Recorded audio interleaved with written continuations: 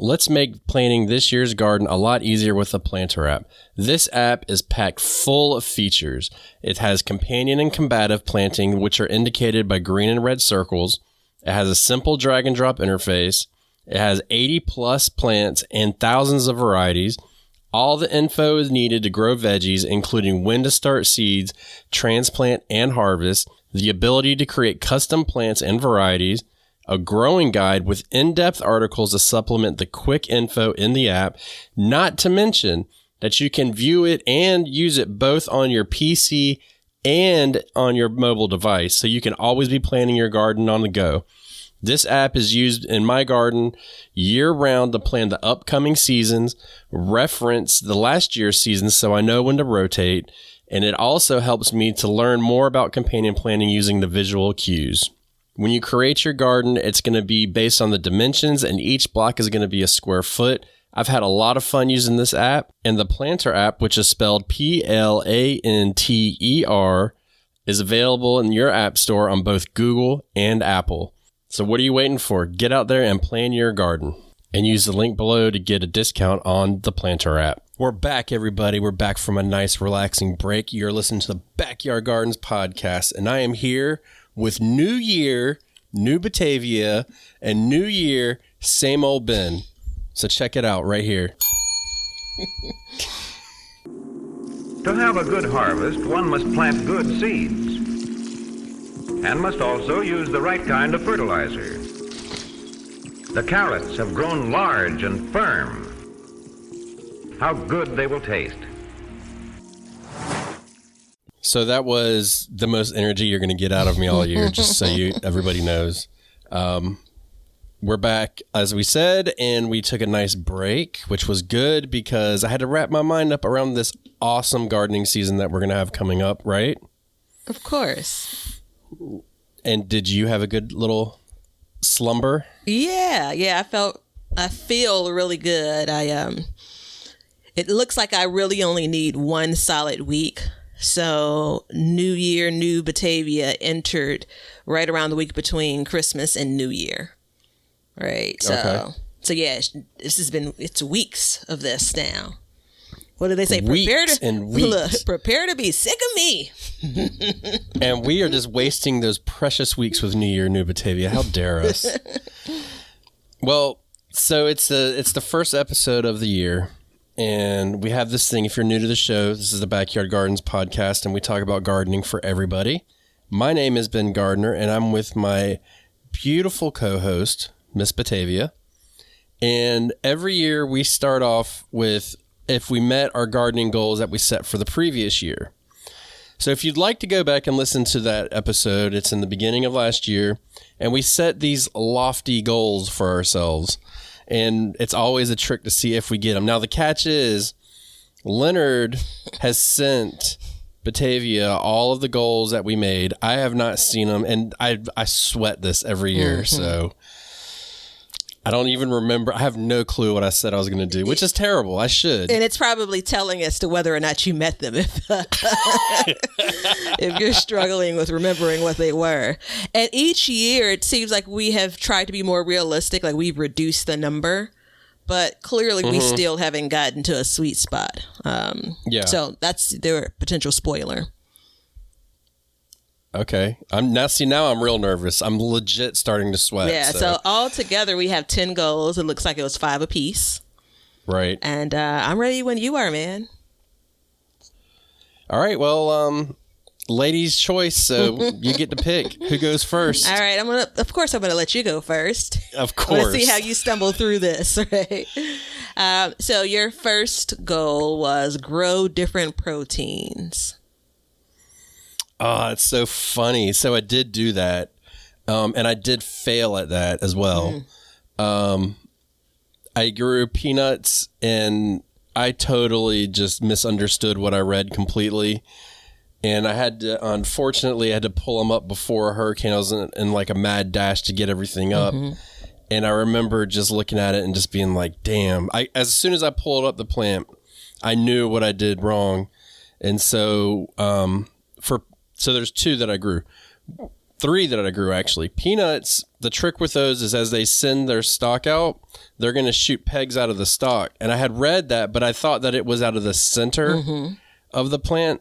That's not the case. So the whole year I'm like cultivating it and like taking care of the middle of the plant, and I was totally wasting it. But as soon as I pulled them up, I saw peanuts hanging off of the trailing, I would call it a vine or whatever. So I did have that. I grew, so we have a running joke in my house, and let me know if you get this joke. We grew black-eyed peas, and then we grew Burger King black beans. Think about it for 1 second. I'm going to give you a second to think about that. No, I don't get it. Okay, you're not going to get it. So you'll get it as soon as I say it. So we got a lot of black-eyed peas, and our black beans didn't do as well. So I just took and mixed them all up. So whenever you eat your black-eyed peas, you might get that lucky Burger King onion ring that you get in your French fries, you know? So we always joke about that. David is my son. He's 8. He's like, I got a Burger King. I got a Burger King. So that was a stretch. It was going to be hard for me to put that together, but I appreciate the confidence you had in me. If you've ever eaten at Burger King and gotten fries, you know that one random burnt onion ring that's just heaven. When you said that, I knew exactly. I was all in. Yeah, exactly. And then I grew edamame. So that wasn't an epic failure, but it wasn't as productive as I wanted. And so the issue I had actually with that is I couldn't get seeds for my second sowing again. So that was really the issue with that. But I did follow through in what I was going to do. Yeah, we talked quite a bit about your peanuts, of course. And, you know, if you have a really, really good year in something, I think it's something that, you know, we often talk about. And if it's kind of a sucky year, we often talk about it. But anything in between, like I forgot all about the edamame. I barely remember us talking about that last year. Yeah. Dude, I have forgot about it because it was done growing in like June. Okay. So it's like I totally forgot about it. Is that the season? Is it done normally, or when you say your second sowing, you wanted to plant more? I wanted to plant more because I messed up on the first sowing, and so once I was like, okay, I know how to fix it. Let me do another sowing, and I couldn't get any more. So did you have expectations as far as like how much you were going to get from those 3, or were you just trying to hone your skills for growing proteins? So for the peanuts, I feel like Barbara Walters, may she rest in peace, is sitting in front of me right now. For the peanuts, I didn't have high expectations. I mean, look, I've seen videos on YouTube, and I'm going to go ahead and tell y'all right now. It was, I think it was out of China. And the lady was growing peanuts, and she had like 500 peanuts on the bottom of a plant. Can we say Photoshop? So there's that. But I didn't really think I was going to get like a load of peanuts, but I figured I'd get more than like 30 peanuts off half a bed. The black beans, I thought I was going to get a lot more than I did. And the edamame it performed like I thought. Now, I will say this. I think we're just going to keep planting Burger King black beans from here on out. We'll just like mix a plant in with our black-eyed peas from now on. I think that's just the way to go for us. Because you're harvesting them as dried beans and peas anyway, right? Yeah. It doesn't matter. If I want black beans, I'll just go buy a bag of black beans. I mean, let's be straight. I can't wait till we get to I don't even know where this is going to fit in. I have an exciting announcement. And I'm going to leave it there. And this is also me deflecting from this next goal, which is my first one. So the first one I have listed, I wrote it down as expand into vertical gardening, but this must just be kind of a mistype because clearly I garden vertically. I must have just been saying expand my vertical gardening. And gosh, I mean, I'm going to give myself a C. I just decided we're going to provide letter grades. Grading? Yeah. So this is evolution. Yeah, okay. I'm looking back and I can remember introducing one new trellising system. And I didn't re-listen to our 2022 goals episode, so I don't know how lofty I set that particular goal. But I can say my kind of dedicated vertical gardening, my cattle panel, that was an absolute fail. And it wasn't due to lack of effort. But when I look back on videos, there's so much growth in my garden from 2022. And then anytime I pan across the cattle panel, it's kind of like, is it a jungle gym? Like what's she doing there? Because there's no leaf growth or vine growing. So you do that quick pan. Yeah. Actually, let me take that back. Yeah, exactly. Right. Thank goodness for editing videos. That's what happened with the lady in the peanuts in China. I actually take that back. I have 2 air quote new trellising systems that I used this year, and I grew on kind of a TP like trellis, green beans, which like it was kick ass, man. Like it was the thing. Very pleased with the end product of so few beans and so little space. And it was the trellis was sitting on top of a round bed that I had sweet potatoes underneath. And the round bed is like 36 inches around. And so I ended up getting, I think I counted, pressure canned about 10 pints of beans, and then I ate probably a handful of servings fresh. So super pleased with that. And then the bed next to it, another round bed, 36 inches around. I have this like old door frame from a previous garden project, and I kind of set that up where I would grow cucumbers. And I'm actually now, as of this recording, still eating refrigerator cucumbers from that growth. I've had better cucumber years. The structure when it comes to vertical growing, like it wasn't in the best place, wasn't the easiest to get to once I started harvesting. So for both of those, I'm actually going to increase my grade and give myself a B. Based on the tried and true, which I thought it was. Damn, you grade on a curve. I wish you was from my professor in college, boy. Based on the cattle panel, it basically drops it down to like a D- if you had all of it together. Okay. Yeah. I don't, yeah. So. Well, I'm going to jump in real quick and throw you a bone. So your final grade is a D. I'm going to give you a C because it takes you 3 years to implement something new. So you get the grace of 1 letter grade on this. So. Yeah. I'll take it. But yeah, take it. Anytime you can take a win, take it. Looking across my garden now, like actually looking across my garden, there are a bunch of opportunities to do more vertical growing, to create more trellises. So it's something to think about as I go into the new season.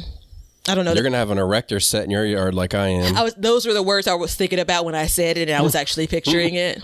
So we'll see. It's, well, first of all, you said on the TP trellis, you said I was really happy that I grew so few beans in so little space. Did you misspeak? Oh, I meant there were so few bean plants. And I used you got to love that key word. Yeah, I used such a little amount of space, such a small amount of space, and it produced so many beans. Complete thought. Yeah, and you did that in a round bed, right? Yeah. Although I've been eyeballing these round beds lately for stuff like that. I think there's you're shaking your head. I'm gonna let you go ahead. Yeah, I was trying to let you get to the end of the sentence, but I couldn't pull the shaking my head back. I did the measurements, and I don't have them off the top of my head. Those 2 round beds, I'm actually probably going to pull up their fire pits, so they're not actual traditional beds. Yeah, that's what I was referring to. Yeah, so but there are companies that actually sell like very similar models, and they're actually raised beds, right? And so I actually bought some lumber going into the fall last year with the plans of pulling up the 2 that sit right next to each other. I did the same thing last year in what's now the asparagus patch, just because I did the math. Like I calculated the square footage of the round beds compared to if I just do a rectangle bed. And while it seems small, I mean, it's like 2 times the amount of space, like growing space. And so that's the plan for the spring. I just never got around to it in the fall. Well, so first of all, I don't care if it's a fire pit or a quote unquote raised bed from a company. It's whichever one is cheapest for my yard. I know the fire pits are not cheap, so there not is anymore. that. I mean, no, they were about, I think I got them like back in 2019, 2020. I don't even want to hear. Okay, well, close your ears. Yeah, it really helps no one to know how much I paid for it. Yeah. So I'm not gonna. Well, what did you pay for it? It would have been like $34.99, like with a discount so it's doubled plus tax. in price. Yeah. Yeah, Which it's also, doubled in price. there's a part of me that also, it's based on my small, compact space. And I know that, Yeah. you know, it's large to some and very small to others. In my eye, it's small. What do you do with them now? I have 4 of them. And I don't have room for even to use it as a traditional fire pit, right? And so Right. it was very kind of eclectic. Like it fell in line with the look and the feel that I was going for in the front yard garden.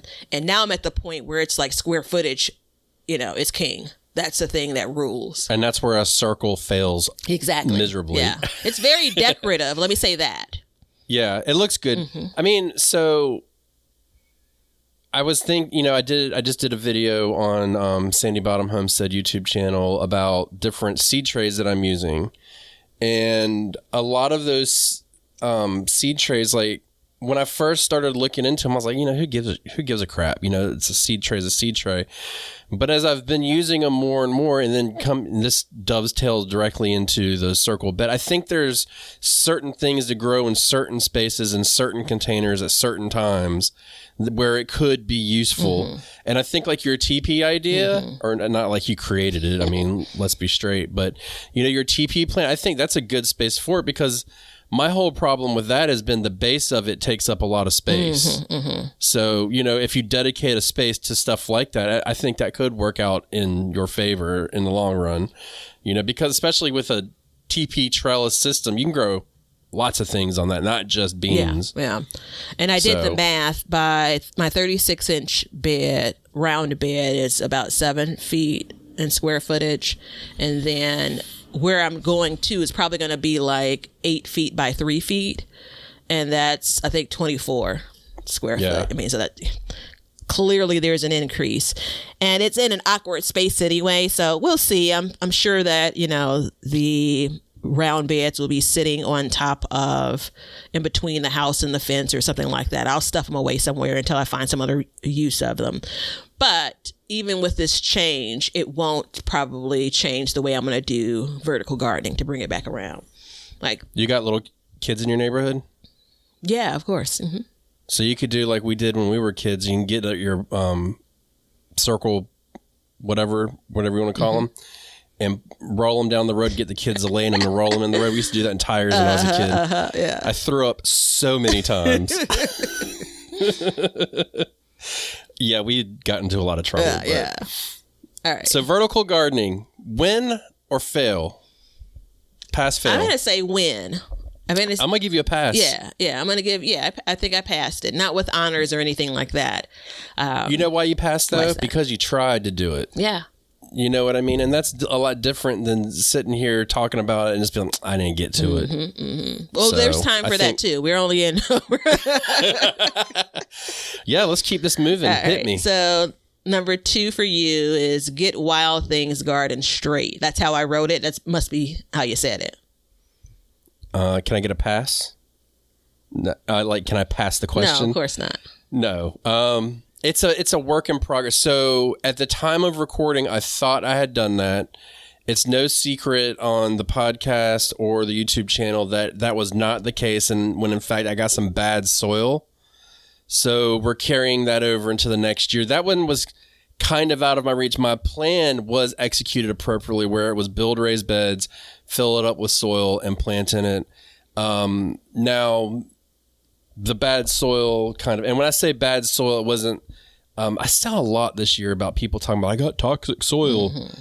I didn't get toxic soil. I just got straight up like fill dirt that just had like nothing in it. So it got really compacted. Things just kind of they would start, but they wouldn't come to fruition in it. So, what I've been doing since I noticed that in the fall, which I kind of had a sneaking suspicion something was going on, but I didn't really know how to diagnose it during the growing season. And when it's 95 degrees outside, I am not trying to get out there and start like turning over a bed and really digging in it. So when I finally figured out what I think was going on, because, I'm not a genius, but I decided that I turned the bed over. I'm going to top it off with soil. I mixed it up and I still planted in it. That's really important because those roots are going to continue. Even though it's compacted, it's going to keep working it. So it's a work in progress. I'm going to give myself a pass because I made the effort. and I did make a boo-boo. Now, I will say that the people that are up the street from me that sell dirt, you're dead to me. So there's that. I will no longer ever buy anything from you again, because when I called them, I was like, hey, I need some of that good garden soil. And they said, oh, yeah, we got you. And I got this nasty ass fill dirt. So, and if you don't know what fill dirt is, it's basically I say soil and dirt kind of as the same thing, because that's how we speak in the South. But fill dirt is legit dirt that you put around your house to like fill it so you can lift it up, so you can build a house on it. So there's not a whole lot to it. I do have a source for some more stuff, so there's that. The watering situation in there has been it's in the progress of getting taken care of, so that wasn't as much of an issue. It legit was just soil compaction this year. Yeah. So I definitely made steps in the right direction. Okay. But it's painful. And it's painful to talk about. I'd like not to talk about that anymore. Thank you. Understood. Moving along. So I wrote down food preservation, including. There's not even a ... So I'm going to interpret this goal as expand pressure the way canning. that Pressure canning. Well, I'm going to interpret it in a way that ultimately leads to me satisfying the goal. Yeah. So that's good. If anyone goes back to listen to it and it's not what I'm about to say, give me a pass here, right? So I'm pretty sure at that time I was looking into expanding the way that I was preserving food. And I actually had thought about this, during our time off and as I was thinking about getting into the new year. And I'm really proud of kind of the food preservation steps I took. I'll speak in general. I actually have one more goal it looks like most of the goals were tied to food preservation, but we'll get there. Last year, I went through all of the cycles. Remember, we had the series of, different ways to preserve food. So I fermented, right? And I came back around and I did sauerkraut and I actually enjoyed it. Originally, my reports were like, I don't know. But I enjoyed it after, I started to use it in a couple of different ways. I did my traditional water bath canning. I did pressure canning, and you couldn't stop me once I got started. So all of the worry around that, you know how it goes, build it up to be this big monster and it's not. I absolutely did probably more freezing this year than I did any other year. And I think I'm trying to figure out if I got this done in 2022 or if it was December 2022. It was pretty late. No, November, October. Anyway, the fall of 2022, I did some dehydrating using my dehydrator, which I had had for like 2 years or something. So am I missing anything? And your general curing, right? So I went and I think I hit all of those notes when it comes to food preservation. And it's taken me a long time to get there. Well, and then if you're new to the show, typically Batavia had only done water bath canning. So the question is, how much water bath canning did you do this year? Well, taking it a step back, traditionally freezing, if you look at all of my garden years, if I was putting anything, got to one up me. Yeah, if I was putting anything away, it would have been by freezing. And then back in 2019, I started water bath canning, and I made a lot of salsa. So I'm going to say that I probably canned, I don't know. I mean, I'm terrible at this, but maybe like 60% water, 60% pressure canning, and maybe 40% water bathing if you kind of put them all in the same bucket. And primarily it's because I had such a crappy tomato year. Right. So I would have water bath canned quite a few tomato products if I would have had a better year. But I also went, and not just focusing on things I pulled out of the garden. I, toyed around with pressure canning some different recipes that maybe weren't garden, veggies or whatever have you. I pressure canned my beloved potatoes. That alone is a win. Yeah, man. So I have to make two announcements.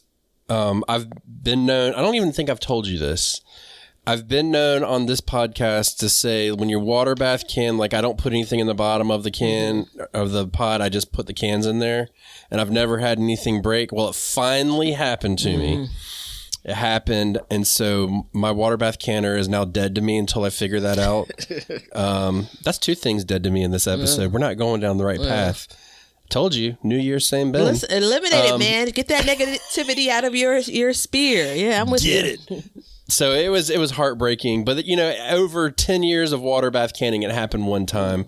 And then the other thing, because you brought up the series, is I actually purchased myself a nice dehydrator. Oh, nice. So I'm gonna, not the one. I used to have one that had like the trays and the fan on top, and dude, it was a nightmare. So this one hopefully will work out well. But I'm excited to start the dehydrating process again. And use it in conjunction with canning. So, like, dry it and then prepare it and then can it instead of just like straight up dehydrating it.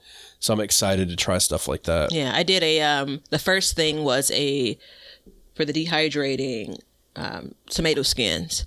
So I ended up buying some seconds like later in the summer. And that's what I ended up canning a lot of my tomato products with, because that was what I have for tomatoes. It's tomatoes that aren't as sexy as the tomatoes that normally come out of my garden, that you wouldn't necessarily buy them if they were in a grocery store. So they may be a little bit bruised, they may be disfigured in some way, but all in all, they're delicious.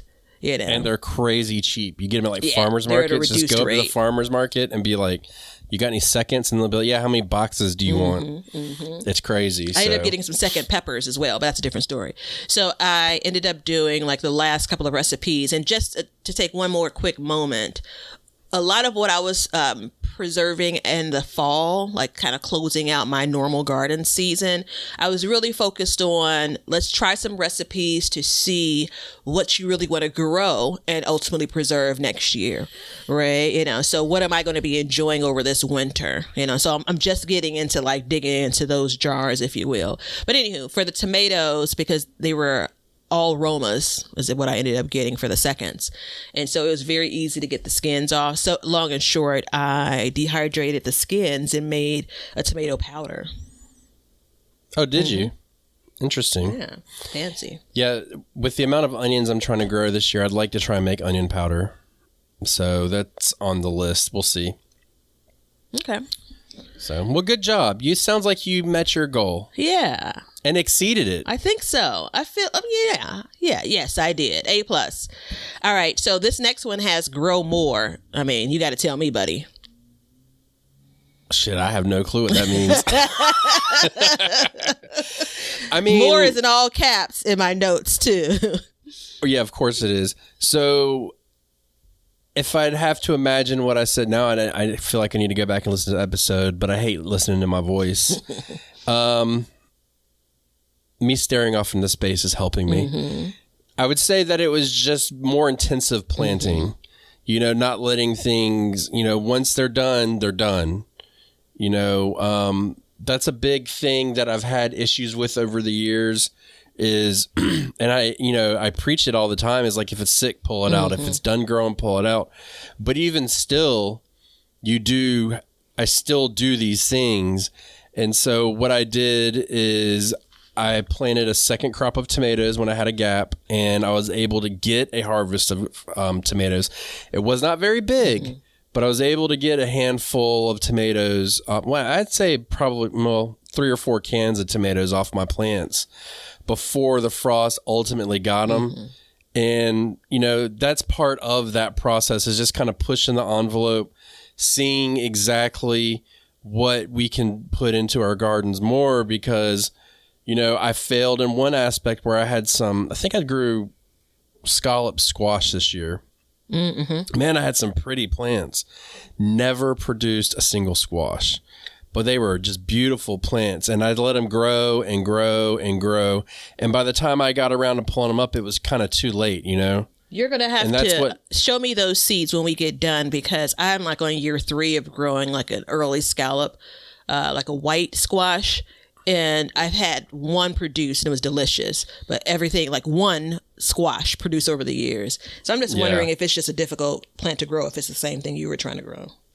Yeah, I mean, I've never really thought of squash being as a difficult plant to grow, other than, the little bastard, aka the squash vine borer, But, getting these things out of the garden, so it was just being more repetitive or being more aggressive in my planting and stuff like that. So I did a fairly good job with it.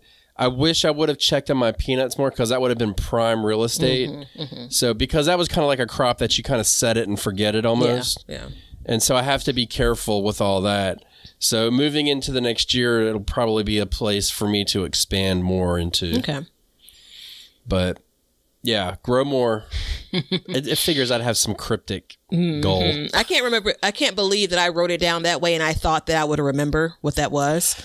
It's a year. Yeah. All right. What'd you do yesterday?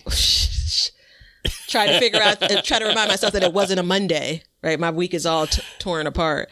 So this next one, I won't spend a whole lot of time because we talked about it a bit. The next item for me is create a schedule for food preservation. And I think the number one goal, spoiler, for this year is going to be look at the goals more than once. Like, don't set them and never look at them, because this was like if I didn't meet this goal, period, and had I would have saved myself a bunch of trouble and heartache. Like, I struggled my way through. My house is still recovering from the chaos that was created when it came to getting vegetables in, and then, getting seeds sorted, and then trying to preserve this and preserve that. I'm talking about, no, don't visit today, maybe in 2 weeks. Yeah. I'm talking about talking to neighbors on the front porch because you can't let them step into the house. It's that much chaos. And so I actually thought about this during the season, but forgotten that I had made it a goal. Saying to myself, like, I need to make a schedule, but never got to it. And yeah, so it's definitely going to be on my list going forward, because it makes all of the difference, right? It does. And it's hard to keep up with it, because there comes a point when the garden gets fast and furious and it's nonstop. I mean, dude, the other day, so we had that big Arctic freeze that the whole country dealt with. And I went out there and I kind of cleaned up some of the spots, and I harvested what I could. And I harvested it and I just dropped it right in the garden. And I was like, I'll get David to come out and get it later. And I was like, David, go out. He goes and he puts the chickens to bed every night. And I said, when you go out there, there's a pile of turnips and radishes. Bring them in, right? So I just like, take a basket. My man doesn't listen. And if you got kids, you know what I'm talking about. So he doesn't bring a basket, and he comes back in. He's got his shirt. You know how you flip your shirt up and you put everything in? Well, it's a root crop, so there's dirt everywhere. And he's dropping it all over the house. And my wife, she looked at me and she just goes, I thought we were done with this for the season. What's going on? You know what I mean? So it's like, it's always like, it's something to deal with. And it's hard too. But I think what you were referring to, and I remember this too, is like, when it's ready to be preserved, did you preserve it or did you wait? No, actually that's, you're digging into the next goal. This one was specifically like, remember which were the seeds? Chamomile, I think. You go in and you pick the flowers on every Tuesday. And we were talking, and I'm like, absolutely, that makes sense, right? I'm looking at this and saying, I need to dedicate a couple of days, like, to preserve what I have, because if I'm just kind of flying by the seat of my pants, I'm flying by the seat of my pants. It's very easy to put it off. This actually, and it's interesting because you and I on a personal level, so this would have been January, we were setting these goals like a whole year ago, but on a personal level, you and I talked, and I'd asked for some advice around, managing your everyday work from home schedule, because I was drowning, right? And I've been working from home for a bunch of years now. Since 2019, right? And it's funny because it's that same thing dripping, right? Create a routine, follow that routine. It will make things easier for you. And so I know around September for me is when things really start to come in fast and furious. August going into September. And I've even tried to schedule time off from work around that period of time to try to accommodate for it. So all of that said, like, this is the for sure. Last year was the second year I knew for sure that this was needed. But here we are. Yeah, I took a little bit of that and I started canning at night. So I found that instead of sitting on the couch and watching Netflix or whatever, I would just go and I'd can. And that worked out for me as well. Mm-hmm. You know what I mean? Because it was just, it's kind of like one of those things where just because the sun goes down, the day doesn't have to stop completely. Mm-hmm. And you've got to make that time. You know what I mean? So, and I mean, I want to play too. I want to have fun. Yeah. So it's kind of a hard pill to swallow, but you'll get it, I think. And I mean, you were taking on new preserving projects this year too, so that's kind of adds a level of complexity into it as well. Well, I think because, again, a lot of what I was doing last year was focused on preserving very intentionally as a part of my garden design, as a part of my kind of garden goals and the garden maintenance. All of that was wrapped into, different ways to preserve. And one of the things that isn't on my goal list, but it's something that really, really kind of flows around in my head often, is I'm still understanding how much of a thing to expect and when to expect it. Right. Yeah. So there are things like, we know tomatoes, we know when they're going to come in based on when we plant them. We know cucumbers, you plant them today, you're going to be swimming in them tomorrow. Right. There's a bunch of vegetables where we know this thing. And then there are a bunch of them where you're like, checking like, okay, is it almost? Yeah. And so while those may be in the minority, it does take up space in your head. Right. So, and then that whole idea of, well, did I even get enough to preserve of that thing? Right. Right. All right, hit me. All right, so your next one. I got to keep the show moving. Is use calendar for planting date. So this would have been in January. Oh, bro. Yeah. So I did that. I bought a calendar and I filled out the calendar and I looked at the calendar and it made me want to throw up. It was so hectic. There was so much on it. I couldn't even believe it. So I didn't. It's funny. Starting the year, I started out doing it. I filled out like 2 months of it and I was like, okay, I'm going to do this. And then I didn't use it. I'm looking at the calendar now. It's balled up on the floor. Total waste. So then this fall, I came back around and here you go. If you're listening right now, listen closely because this is working out very well. I went through and I got technical and I made a spreadsheet about my seed starting dates. And that has worked out fabulous for me because I have found so I made a sheet for that. And then I made a sheet for planting dates. And, all of these are like rough dates. Mm-hmm. They don't necessarily happen. And that's kind of the issue with the planting dates is like, they don't necessarily happen on this certain day. It's kind of like, how is the weather going? You have to kind of judge. So there's a little bit of fudge in between. But for the seed starting dates, you can very well do those. So I'm starting seeds on the 1st and 15th of every month, going all the way until August, basically. Mm-hmm. And then I'll stop until probably November, December. But that has helped me greatly because I've recently gotten into a farmer's market so I can sell my seedlings and just having that because I have to be worried about having stuff for people in general. And not to mention I told my parents over Christmas, which I shouldn't have done this, but I did, that I was going to gift them an entire garden of seedlings so they don't have to buy any. That's awesome. So I'm growing their seedlings. And then I got a friend of mine who's like on the fence of starting like a small scale farm. And I was like, well, I'll give you a gift. So, it's a lot going on, but this has really helped me. So it's funny. I went through 2 iterations of it and the calendar absolutely was a fail. It was just ridiculous for me to do that because it was sit down, write on it, and then I'd smear it or something, or I'd mess up and have to cross it out. And it looked like an arithmetic problem from hell. So, but I came back in October and redid it and it's working out. So I'll give myself a neutral on that one. I suggest if you're doing any kind of like real seed starting for your garden, and when I say real seed starting, I mean like, some people get a couple 6-packs and start, a handful of seeds and do it.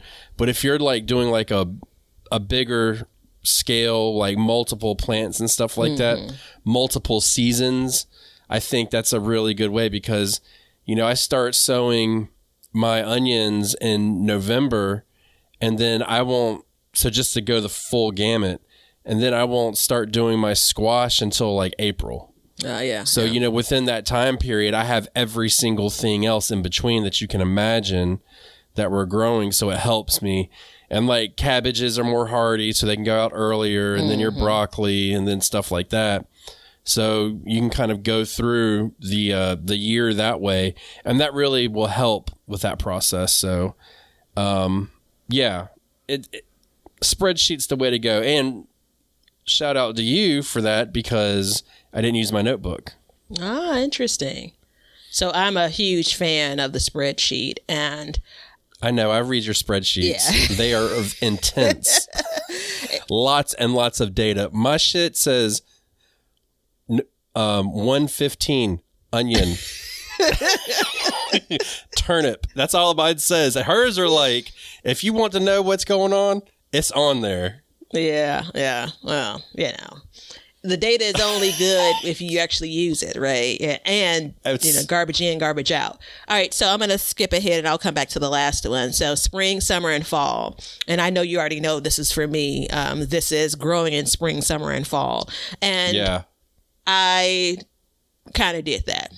If I'm really, really honest, and if I am stern with myself, I'm going to say I got 2 out of 3.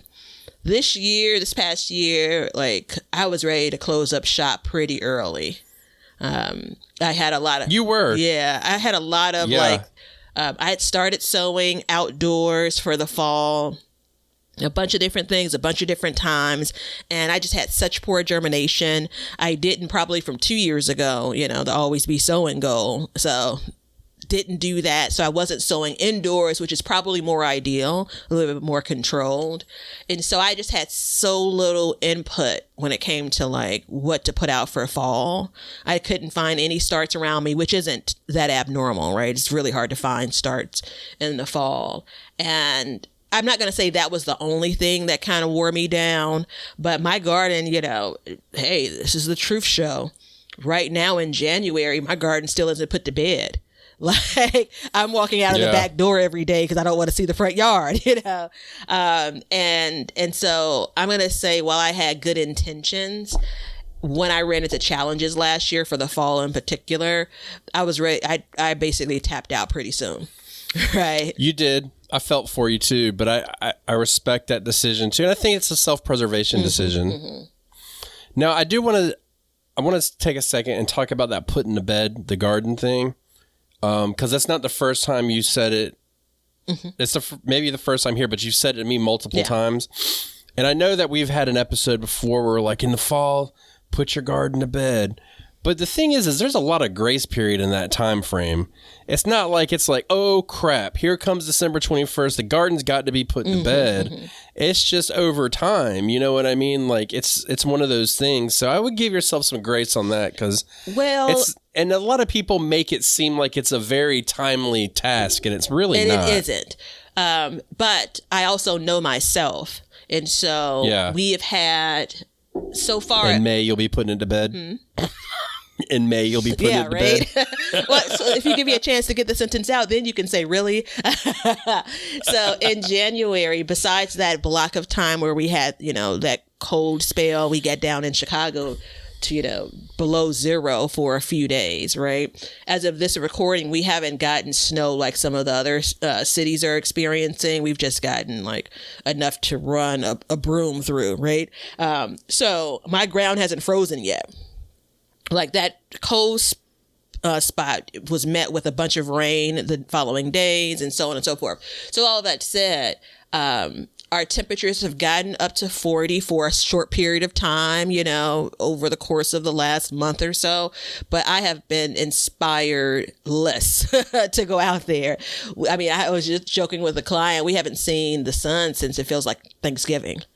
And that greatly, now we talk a lot about the impact it has to the garden, but 40 degrees and overcast is a different feel than 40 degrees and sunny. So all of that said, right, I don't have to put my garden to bed in November. I don't have to put it to bed in December. I could put it to bed now if I really wanted to go out there. I went to get the mail this morning. I'm like, this isn't for me. It's the mail that the mail person left yesterday. So just add that to the idea of I'm not trying to go out there if I don't have to. Yeah, that's something I really don't like about what people say when it's like, when it comes to, and I mean, we've obviously done it before, but I hope we didn't push it as if it was like a super time sensitive thing, because it puts that pressure on you. And I mean, as you know, you felt a burnout come fall. You need that break. You need that time. And yes, I mean, let's be completely honest, leaving a sick plant in the ground, it will possibly get worse. Pests could set in a little bit more. But like in your area where it freezes so hard, I think you got a lot of grace. Like for me, it's a little bit different because I was just out in the greenhouse and I got aphids. You know what I mean? So, and I actually did pull the plant just because I got tired of looking at it. But these things can fester in my area more because it's warmer, it doesn't freeze, so things can kind of come and go. So it's one of those things. It's tough, but I think give yourself some grace on that. Yeah, I can do that, but I also know that I'm going to argue about I can give myself grace, but I refuse to.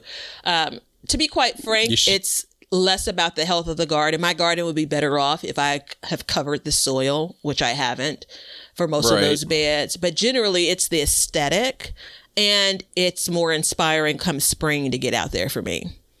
You know, so it's nice to walk out there and have a clean slate when it's time. But anywho, this is where we are. We will try to remember this going into this fall, right? Pacing myself. And one of the things I will comment back on when it comes to kind of the work you have to do in the fall going into the winter, it doesn't have to be, because I love to make something a project. It doesn't have to be this big project. If you're done growing in a bed, put that bed to bed. And so you can do it over the course of some time versus, trying to do it all at once. I think I have a better feel now for when I'm pretty much,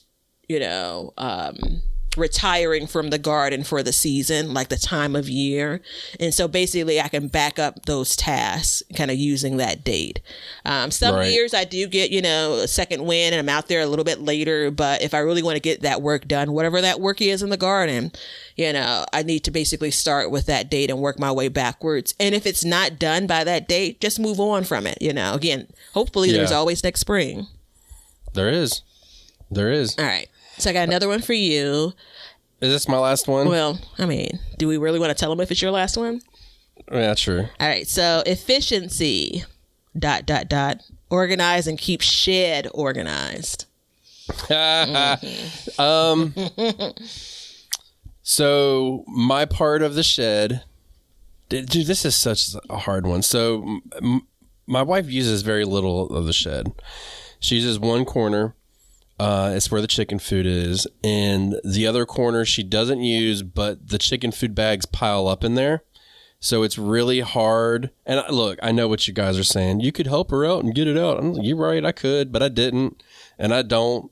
But generally speaking, it was a more organized mess. So I definitely knew where things were. I did not spend the time to actually put a system in place to organize things. So it's kind of funny. My dad, he came down and, dude, when my dad comes down to visit me, he works me to death. Like, he's like, we got to do a project. I'm like, okay, let's do a project. So he wants to clean my garage every time he comes down here. And I'm like, Dad, let's not clean the garage. Let's go out and clean the shed. And he's like, no, let's clean the garage. I'm like, no, let's go clean the shed. Like, if you want to help, this is how you help, Anyways, we didn't clean the shed the first day. The first day we cleaned the garage, which was a nightmare because he tries to throw all my stuff away. And he doesn't this is like family therapy right now. I'm sorry, everybody. He doesn't garden at all. And he doesn't understand anything about it. So we go out to the shed the next day and he's like, all right, well, let's do this. And he's like wanting to build all these shelves and build like lean-tos off of it. And I'm like, I'm all game for some of it, but then some of it I'm not. And we were doing something and he sat down in my garden, sat on my small kohlrabi plants and killed them. Like totally crushed half of my kohlrabi within the span of like 30 minutes between him moving his ass up and down the garden bed. Oh my! And I was gosh, like, dude, you don't even get what you're doing. And I was like, we're good. We're not doing anything. And we ended up getting in a screaming match over it, which is fine. We do that all the time. But it was like, as I went out there, I got everything out of it, and it is a more organized situation, but it's not as good as it could be. And it's really important, too, because how many times you go out there and you just end up looking for something, and it's like a 5-minute job, and you spend like 20 minutes looking for the object that you need or the tool. What's the long scissor thing like you cut branches down with and stuff? Hedge trimmers? Yeah, so I've been looking for them for 4 months. Like I've actually, that's the only thing I could find. Yeah, I've actually used it as an excuse to not, pull up some of my plants because I would want to cut down some of them. I'm like, oh, where the hell is this thing at? Yeah. And there are only so many. This isn't like my shears, my my pruners or something. Those could be anywhere. Like that's a pretty sizable tool. So you're looking around like, where the heck is it? And so I'm sure I'll come. In my mind, I also kind of put it to the side and say, I'm sure I'll come across it. But here it is, how many months in? So, yeah, I mean, I think I'm glad that you mentioned why it's even on a garden list. It definitely makes things you more efficient as a gardener. It makes things less frustrating as you're moving about, your garden. And it makes it more desirable to be out there, When we're talking about some of these tools and things that you're using in that shed space, it's not like that's like the sexy stuff. It's not like that's the exciting stuff. That's a part of the work, right? And you want to be able to, when you're ready to do the work, do the work. Well, it's like, for instance, I couldn't get, it was going to rain one night and I had a bale of peat moss outside and I didn't have enough room to get it in. So the peat moss got wet. So that 10-pound bag of peat moss is now 80 pounds and it won't dry out. So I'm like scraping everything off of it. So, my pruners, you brought those up. Dude, my pruners are like 2 years old and they look like they're 100 years old. They look like they could be in an antique museum. And it's like, before we got on here, I was walking circles in my garden looking for my pruners. And that's the whole thing is like, if you set these systems in place. So one thing that, with the 500 times I've cleaned my garage with my dad that I have learned is organization is expensive. So like if you buy stuff and put it in totes or anything like that, like it's expensive to get it up and going. But once you get that stuff there, it's so nice. And the cost, because like I have to replace my pruners. Like I'm legit tired of looking for them and I'm ashamed of how they look. And they need to be sharpened and all this stuff. So it's like, I'm going to buy some new pruners, but over time, dude, I could buy a pair of pruners and they could last me 20 years if I took care of them. Wow. If I put them away and just stopped setting them down wherever I was. It's kind of an issue I have, Yeah. I'm going to go ahead and chalk up my lost AirPods to not being organized. I'm sure they're somewhere around with they're probably with my garden. What would you call them again? Hedge clippers. They're probably with my hedge clipper somewhere. I mean, I think those things suck though. I could never hear you on them. Let me know. I have a new pair. Let me know if they're still as bad. So anyway, okay. I'm looking at the garden now and I'm thinking to myself, am I going to be better? I'm actually not a well-organized person. So it's hard to apply because really? No. Are you, no, I mean, if you're being. This is very sarcastic. Okay. New year, same bin. Absolutely. So I'm not a very organized person. And for a space like that, like to basically organize the outdoors, it's super hard for me. That's why I try so hard when it comes to, how neat my garden may be. I get those compliments, right? And I appreciate them, and I work very hard for that, because it's unfortunately at some places, sometimes of the year, my garden is neater than, my kitchen. But anyway, let's move on. Well, no, let's not move on. I got something to say. Good night. Well, no, I'm an organized person if I have somewhere to put stuff. That's the problem. But I'm not motivated to make the organizational process happen. And so the other day, as my son says, the other day ago, which I get confused every time he says it, we went out in the boat, right? And we were fishing. And I don't know if you know this, and anybody listening, if you know this, but on a boat, there's this term called ship shape. Do you know what that means? Yeah, I think so. Use it in a sentence. You got to keep the ship shape. Oh, well, that's not the way that I think us land folks would use it. That's a terrible sentence, but that's how I use it. So basically what it is like on a boat, everything has a certain place at a certain time, so you know where to grab it. You don't have to think about it. And he's like throwing stuff everywhere. He's got a net hanging off of him. His foot's, he's tripping over stuff. And I'm like, damn it. Get it ship shape. And it's like, and then I go in my shed and I'm like, it ain't ship shape. It ain't even shed shape. So hashtag shed shape. Make it happen, people. Well, my grandmother years and years ago, I remember her, and when she said it, I was much, much, much, much, much younger. And so I was annoyed by it. But Lord knows that those are words to live by. It's something along the lines of, if things have a place and you put them back in their place, you'll never lose anything. You'll never be looking for a thing, right? And she was right then. I hate her. And as I think about it now, she's right. And you were spot on when you said, like, getting organized in that way, like, garages and sheds and things, it can be expensive.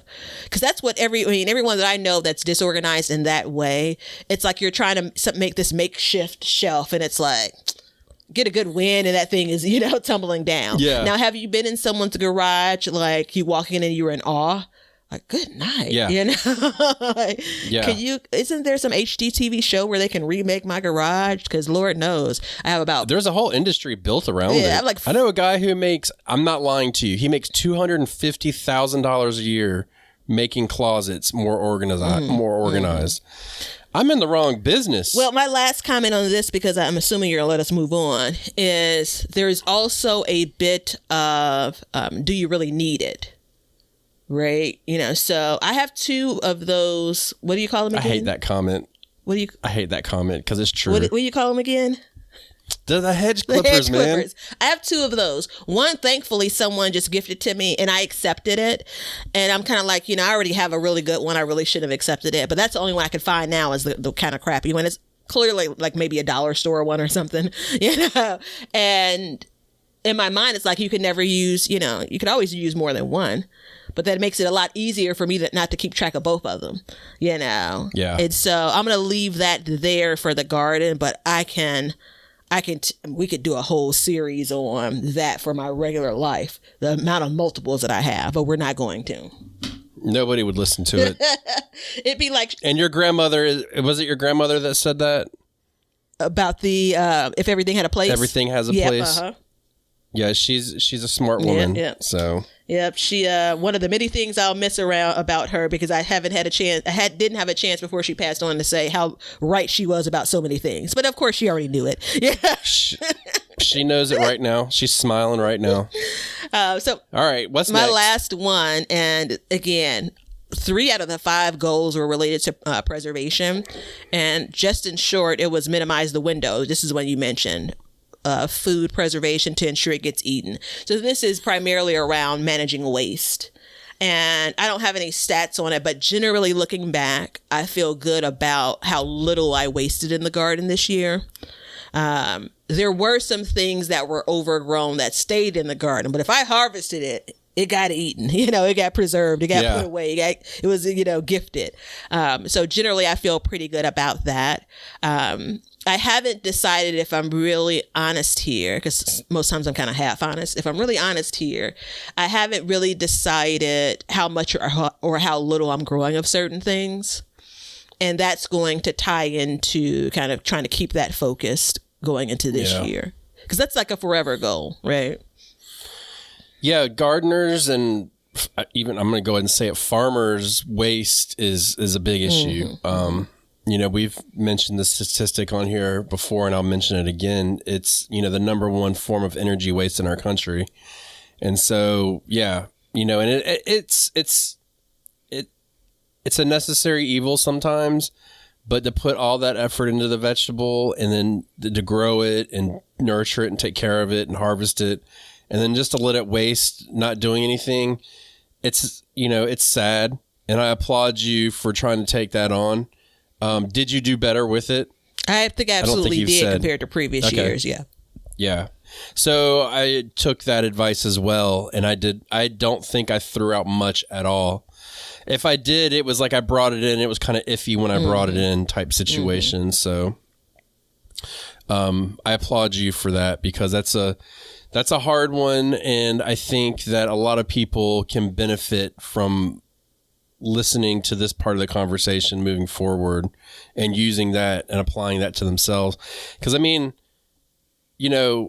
I can imagine somebody's got a little garden and they're like, hey, I want to have a little party with my harvest. And they're just saving it and saving it and saving it. And then you go to pull it out and you're like, well, damn, my tomatoes rotten. All right, well, we can't have tomato sandwiches. So now we're going to have ham sandwiches with tomatoes on it. And then, so I can envision that being a situation that I know a lot of people have dealt with in the past. Yeah, so. Well, it may not be as on the surface, but it's discouraging to the gardener. Like, you may not realize it in the moment, but it's discouraging, right? I do carry guilt around it, generally speaking, when it comes to waste like that, food waste. Interestingly enough, if I buy something and don't use it, there's no guilt there. Meaning, like, if I order something from Amazon and I'm like, oh shoot, this is 6 months later, let me open this box. Yeah. But anyway, hey, listen, I can work on one thing at a time. But I do think that if, again, we want to be happier gardeners, right? I think it's very okay to try to be disciplined in some of these areas. And that's just one of the ways that I'm trying to be more disciplined. Yeah, for sure. I think it's awesome. So look, everybody, I'm going to jump on the grenade and I'm going to give you something that we haven't even talked about whose turn it is, but it's my turn, and I'm going to take it. I'm going to give you the recipe of the day.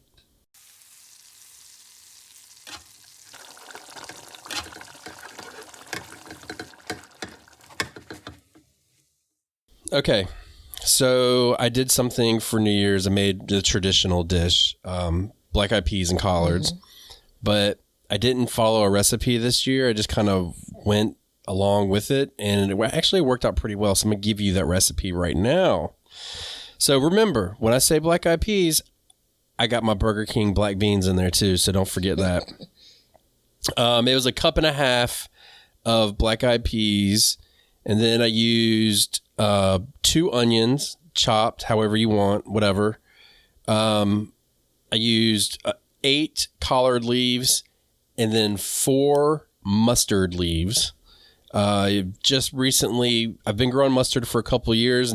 For some reason, never really got into it too much. And this year I ate it and I really like the spicy mustard leaves. So there's that.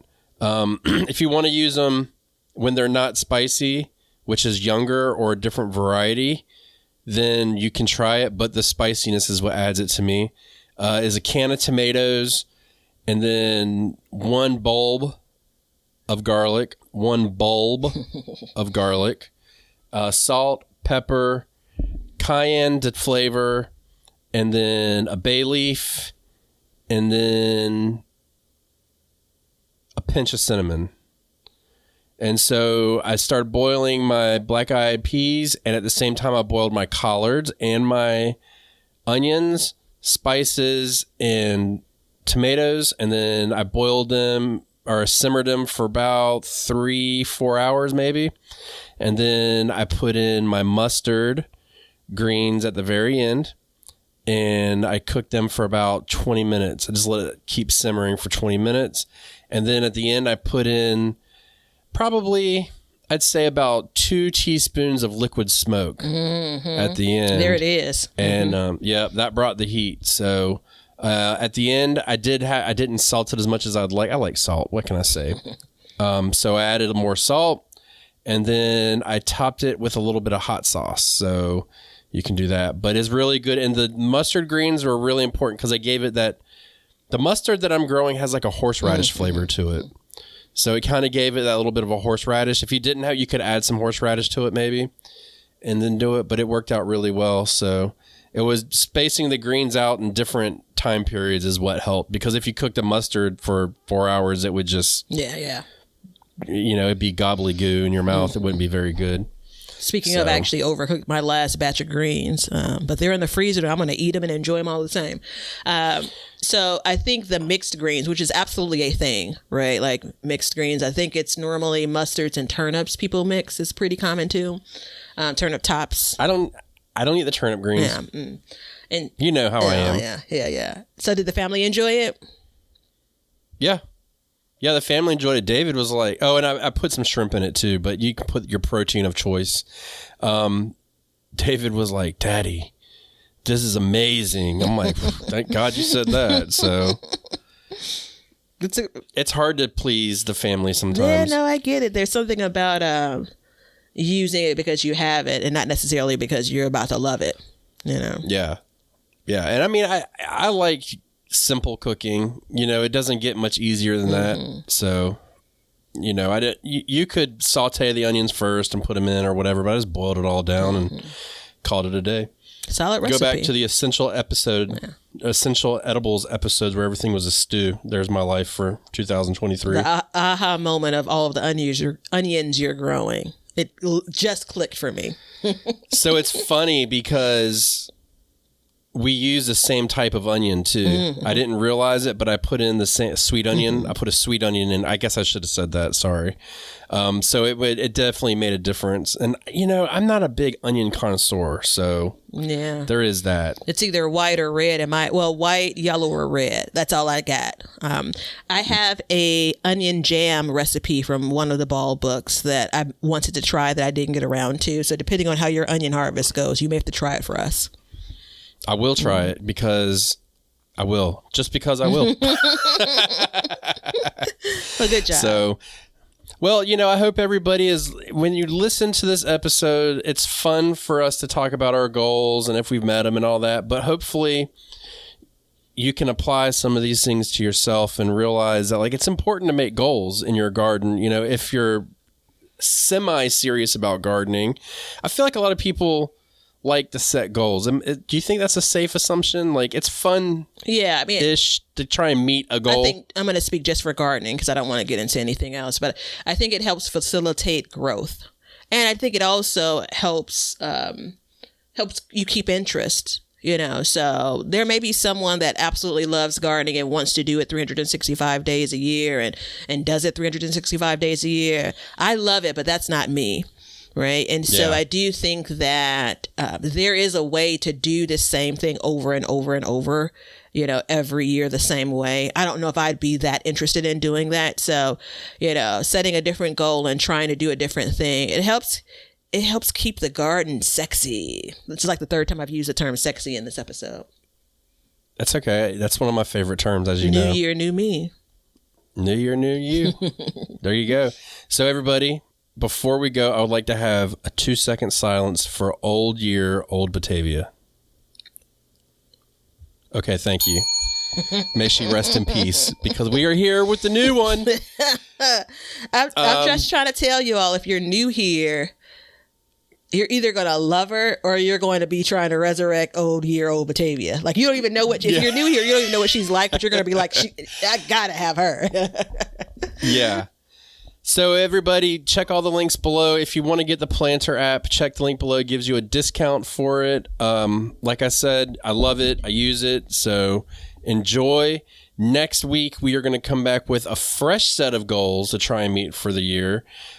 These are going to be a little bit more comprehensive. I'm going ahead and just saying it that we're going to be more detailed about them than grow more, because that doesn't make any sense. So stay tuned for that. Start thinking about what you want to do. And until next time, just do me a favor. Let's learn to grow and grow for change. See ya. Now you know why people feel like celebrating at harvest time. All over the world, people have feasting and good times when the crops have been gathered in. Hey, everybody. Thanks for checking out the Backyard Gardens podcast. If you like what we're doing and you want to continue to support the podcast, head over to our Patreon page to sign up. You can also make a one-time donation using PayPal.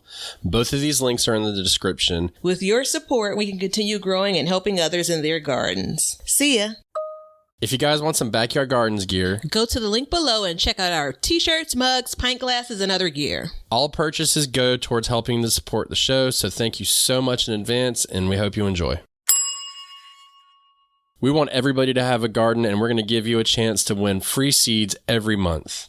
Head over to backyardgardenstv.com and enter your email address to be entered in all of our giveaways. Good luck!